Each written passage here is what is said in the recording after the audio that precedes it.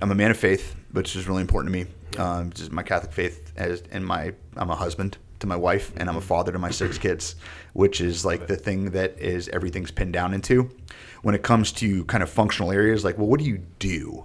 I am a full-time leadership consultant with ADVISA, which is headquartered here in Carmel. I'm one of ADVISA's a big company. Isn't it? Well, 38 people for a small consulting firm. We've been around since 1985.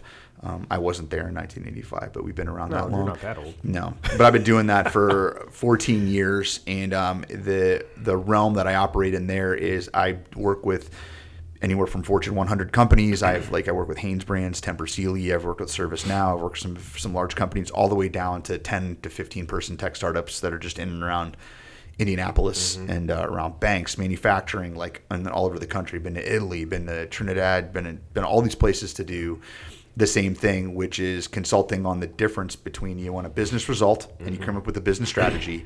Where I and my team operates is what are the jobs, teams, leaders, and culture you need to drive that business strategy, and everything we do spawns from that. So that's my full-time day job. And then what I do, one of my biggest passions was I was a college athlete, like fitness buff. Like I said, I was like the guy that was like watching Rocky IV on repeat when I was in like high school, elementary school. And yeah, it's like, and then I came up as a track and field athlete through high school. And then like after that kind of ran its course when I went to Ball State University, struggling to find training. So I'm like, well, I found CrossFit when I was with a client in Virginia Beach and military folks. And like, hey, you want to do CrossFit? I'm like, what's that? And they did that. I'm like, this is the greatest thing I've ever seen in my entire life. It's the closest approximation to the training I had as a pole vaulter, as a Division I athlete. It had gymnastics, which I did, plyometrics, which I did. It had sprinting, it had cardio, it had weightlifting, it had powerlifting. And I'm like, this is it. Yeah. And there's other people that want to do this. And so I waited a few years to start a gym for someone else to start a gym in Muncie. I'm like, all right, let's just somebody's going to do this. This is a great idea. It'll show up here. It didn't. So I'm like, all right, hell with it. It's me. So I had 5,700 square feet, started the Muncie CrossFit back in 2013. And so we just crossed the 10-year threshold up there. And then that's grown a pretty robust PT, which if you're around in CrossFit long enough, you grew up lots of personal training. And then we have a thriving sports performance. So we have Coach Eric Van Mater. I'm worked under Travis Mash, the Olympic weightlifting. Oh yeah, I know Travis Mash. Yeah, so he's terrific. Glad to have him, and glad his family's from Muncie, which is why he's where he is. Really? He's from Muncie. And his brother is the strength and conditioning coach, Brandon, at Westdale High School, and he comes over and does strongman and helps out over too.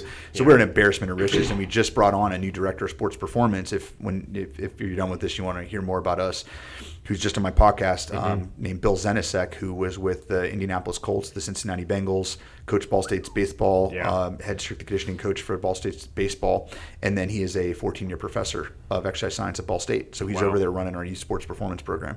So that's grown to I think we have 9 or so coaches, close we vastly be 220 and 230 in terms of athletes, and that's what I do. I call it quote unquote on the side, but I'm more like the visionary manager of the managers. Like, where's the business going to be a year from now? And then my whole team is like, what's going to happen within that year?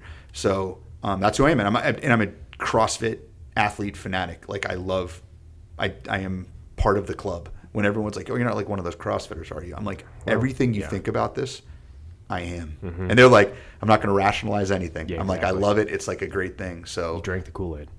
Yeah. I mean, it's like, it's the best Kool-Aid. It is when you have, but you said it before, is about that ego, when it's like you're managing your ego around, like the ego and injury are bedfellows. Yeah. Oh, big and time. if you can manage the one, you don't have to worry about the other one anywhere near as much as you think watching YouTube fail videos of what happens in CrossFit gyms, which is, they're real. I mean, when you travel, there's stupid things that happen for sure. When I travel around the country for work, I'm always dropping in. I find a church to go to.